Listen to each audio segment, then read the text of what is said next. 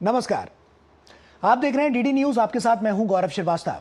जब दुनिया artificial intelligence के जरिए भविष्य की नई इबारत लिख रही है, तब भारत इस तकनीकी क्रांति का सिर्फ एक हिस्सा नहीं बल्कि नेतृत्वकर्ता बनने की ओर तेजी से बढ़ रहा है।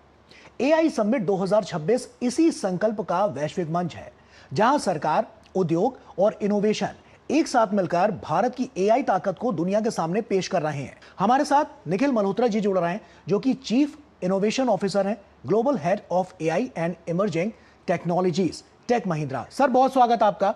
और उसी के साथ सबसे पहला सवाल, क्योंकि बहुत महत्वपूर्ण है, कितना बड़ा अवसर आप मानते हैं ये जो समिट होने वाला है 2026 का एआई को लेकर? आई थिंक ये इंडिया एआई समिट एक लौता ऐसा समिट है ग्लोबल साउथ में जो ये दिखाने की कोशिश कर रहा है कि किस तरह से एआई को हम डिफ्यूज कर रहे हैं एक्चुअल यूज केसेस में, और वो बहुत ही जरूरी है भारत के लिए। 2023 में हमने एक मॉडल बनाया था प्रोजेक्ट इंडस। वो प्रोजेक्ट इंडस हमने ये बनाया था कि हम किस तरह से ग्राउंड्स अप एक लार्ज लैंग्वेज मॉडल, और लार्ज लैंग्वेज मॉडल अपने दर्शकों के लिए मैं बता दूं कि उसका मतलब होता है कि जो आपकी भाषा को समझे और उस हिसाब से उसको जवाब दे। तो ये एक हमने बनाया था, ये कह के कि हिंदुस्तान जैसा देश जो है वो विविधताओं का देश है और उसमें लिंग्विस्टिक डाइवर्सिटी बहुत ज्यादा है। अगर आप हिंदुस्तान की भाषाएं देखेंगे तो 30 मेन भाषाएं हैं और 1645 जो हैं ऐसी भाषाएं हैं जो उपभाषा है, जिनको हम डायलेक्ट भी कहते हैं। लेकिन अगर आप इस देश को जगह जगह से जोड़ने की कोशिश करेंगे गौरव जी, तो इस देश के अंदर कम से कम 19,200 उपभाषाएं बोली जाती हैं। ऐसी उपभाषाएं जो केवल 100-200 लोग बोलते हैं। अब किस तरह से मैं एक मशीन या हम एक मशीन बनाए या एक लैंग्वेज मॉडल बनाए जो इन विविधताओं को समझे और उसका जवाब दे। और इसका एक बड़ा अच्छा उदाहरण मेरे पास है कि अगर आप इंग्लिश का एक सेंटेंस लेते हैं और बोलते हैं last week I saw a film. अब ये लास्ट वीक रहता है, अगर आप हिंदी में इसको बोलेंगे तो बोलेंगे पिछले हफ्ते मैंने एक पिक्चर देखी। लेकिन अगर कोई आदमी गूढ़ मारवाड़ी में इसको बोलता है तो वो बोलता है लारला हफ्ते मैंने एक फिल्म देखी। अब ये जो शब्द लारला है, अगर मैं इसको अपने सिस्टम में नहीं समझता हूं तो लारला का सबसे सिंपल वर्ड जो इसके जुड़ा हुआ है वो है लाडला। तो लाडला हफ्ते मैंने फिल्म देखी का कोई मतलब नहीं रह जाता और आदमी नहीं समझता और ना ही मशीन समझती है। तो इन चीजों को पकड़ना और फिर भारत के लिए इसको डिफ्यूज करना यूज केसेस में। अब जो हमने मॉडल बनाया है वो बच्चों को साइंस या फिजिक्स पढ़ने में उनकी अपनी भाषा में और उपभाषा, चाहे भोजपुरी हो, चाहे मैथिली हो, चाहे डोगरी हो, उनको कितना सहायक दे सकता है। मेरा मानना यह है गौरव जी कि लोगों की क्रिएटिविटी सिर्फ भाषा जानने या ना जानने से नहीं रहनी चाहिए। लोगों की क्रिएटिविटी को उभारने के लिए आपको उपभाषाओं की जरूरत पड़ेगी।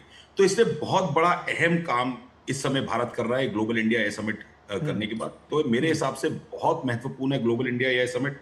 एक तो भारत की पहचान देने के लिए कि हम एआई को किस तरह से डील कर रहे हैं, और दूसरा देश विदेश को यह बताने के लिए कि क्या क्या काम चल रहा है और कहां लोग जुड़े हुए हैं एआई को एक्चुअली ग्राउंड लेवल पे यूज केस को कंप्लीट कर। ऐसे में निखिल जी, एक सवाल आता है कि जब हम एआई को लेकर जब हम बात कर रहे हैं यहाँ पर, तो ये देखना है कि चैलेंजेस भी कुछ साफ तौर पर नजर आते हैं। उसमें से एक बहुत इंपॉर्टेंट फैक्टर आता है रिस्पॉन्सिबल एआई।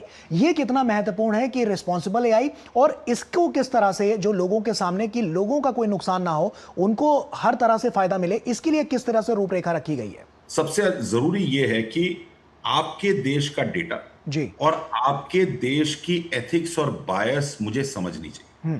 अगर ये देश चाहता है कि मैं किसी स्तर पे ही सिर्फ अपनी मशीन से बात करवाऊं, कोई भी देश हो सकता है, तो वो मेरा एआई मॉडल वैसा काम करना चाहिए। सबसे पहली रिस्पॉन्सिबिलिटी मॉडल डेवलपर की ये है। तो जो डेटा उठाया जाए वो डेटा जो है बिल्कुल सही हो, उसको क्लीन किया जाए, उसको देखा जाए कि उसमें ये बायस और एथिक्स नहीं है। एक टिपिकल बायस टिपिकली आ जाता है ये है कि अगर डॉक्टर जो है सारे मर्द हैं तो क्या नर्स सारी औरतें हैं। ये बायस नहीं आने चाहिए, बिकॉज आजकल के जमाने में डॉक्टर भी आदमी भी नर्स बन रहे हैं और जो औरतें हैं वो भी डॉक्टर हैं और बहुत अच्छी डॉक्टर हैं। तो ऐसे बायस नहीं निकलने चाहिए। ट्रांसपेरेंसी और एक्सप्लेनेबिलिटी। ट्रांसपेरेंसी और एक्सप्लेनेबिलिटी का मतलब होता है, सपोज गौरव जी गए लोन लेने और मैं गया लोन लेने। मैं बीटेक हूं, गौरव जी एमटेक हैं। बीटेक को लोन मिल गया लेकिन गौरव जी को लोन नहीं मिला क्योंकि वो एमटेक थे। इसका क्या कारण हो सकता है? ये थोड़ा मुश्किल प्रहर है रिस्पॉन्सिबल एआई। इसमें अभी भी रिसर्च जारी है। इसमें यह देखना चाहिए कि मॉडल किस तरह से काम कर रहा है, बिकॉज ये बहुत बड़े मॉडल हैं। ये नीचे स्तर पे काफी डेटा और कैलकुलेशन करते हैं और मैथमेटिक्स चलता है इनमें। तो इनको संभालना अभी भी एक रिसर्च का कंडीशन है। जैसा कि हमने देखा कि आपने पीएम मोदी के साथ भी जब मुलाकात की थी तो बहुत इंपॉर्टेंट वो पूरा फैक्टर रहा था, क्योंकि जो स्टार्टअप्स हैं उसमें बहुत अलग अलग पहलुओं पर बातचीत हुई थी। क्या कुछ खास रहा था, जानना चाहेंगे आपसे। आई थिंक सरकार का सपोर्ट बहुत अच्छा है गौरव जी के। अगर आप देखेंगे तो डेमोक्रेसी के तीन ही स्तंभ होते हैं, राइट? कॉर्पोरेट जैसे कि हम लोग, एक एकेडमिया जहां से जी आप बच्चे आते हैं नए, और तीसरा गवर्नमेंट। जैसे हमें इंफ्रास्ट्रक्चर चाहिए, जैसे हमें कुछ डेटा चाहिए, वो गवर्नमेंट बहुत अच्छी तरह से कर रहा है। इस जी समय सरकार का एआई कोष सिस्टम है, भाषणी बना रखा है, और जी बहुत सारे ऐसे लोग हैं जो इसको एक्चुअली इस्तेमाल कर रहे हैं इंफॉर्मेशन कलेक्ट करने के लिए और अपने मॉडल बनाने के जी लिए। जब मेरी प्राइम मिनिस्टर मोदी से बात हुई तो मैं नंबर वन, एक तो बहुत बड़ा गर्वित था, मैं महसूस किया मैंने गर्व, जी क्योंकि इतने बड़े आदमी से मेरी बात हो रही है। मैं किस तरह से उनसे उनसे बताऊंगा मैं क्या करने की कोशिश कर रहा हूं, कंपनी क्या कोशिश करने की क्या कर रही है। लेकिन मैं अचंभित रह गया गौरव जी कि उनको काफी कुछ पता है। वो अपने निजी जीवन से जो भी उनको मिलता है वो उसको एक प्रैक्टिकल ढंग पे हमें समझाने की कोशिश कर रहे हैं। नंबर टू, वो ये भी जानते हैं कि उनको भारत को कहां ले जाना है। उनका हमें एक ही मैसेज था गौरव जी, और वो मैं एक्चुअली सबको देना चाहता हूं। जी मैसेज ये था कि एआई को जब तक हम भारत के कोने कोने तक नहीं पहुंचाएंगे, भारत की हर गृहिणी अगर अपने फोन पे एआई इस्तेमाल करने लगे, जी भारत का हर बच्चा जो पढ़ना चाहता है वो एआई का इस्तेमाल करके पढ़े, भारत का हर किसान इस इंफॉर्मेशन को कलेक्ट करे, देखे कौन से मुझे बीज बोने चाहिए आज की डेट में, कौन से नहीं, और जी मैं किस तरह से इसका फायदा उठा सकता हूं। जी जब तक ये नहीं होगा तब तक भारत जो है एआई का विश्व गुरु या एआई में आगे नहीं बढ़ पाएगा।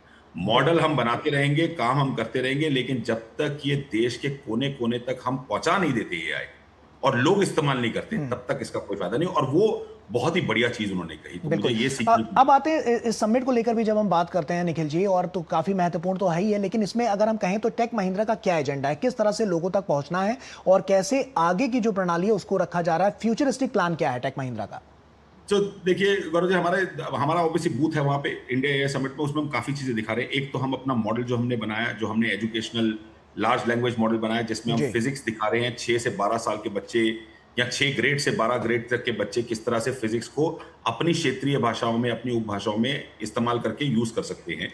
उसके जी साथ हम एक मेटा ह्यूमन टाइप ट्यूटर भी बना रहे हैं कि बच्चे जो हैं जब घर चले जाते हैं तो एक टीचर की जरूरत पड़ती है, तो टीचर क्या आप ऑनलाइन पे ले सकते हैं, आप अपने पीसी पे ले सकते हैं। टेक महिंद्रा अपने फ्यूचर में 2 या 3 चीजें देखता है, और वो बिल्कुल जुड़ी हुई हैं गौरव जी, जो एक्चुअली प्रधानमंत्री कहते थे, किस जी तरह से एआई को इस्तेमाल करके हम जी बिजनेस और सोसाइटी के लिए हेल्प कर सके। हमारा काफी रिसर्च और काफी काम जो है उस तरफ जा रहा है। अभी आप देख रहे हैं एआई एआई का जोर है। लास्ट ईयर जेन एआई का जोर था, जी आज लोग एजेंटिक एआई बोलते हैं। जी आगे जाते हुए हम देख रहे हैं कि लोग वर्ल्ड मॉडल भी बोलेंगे।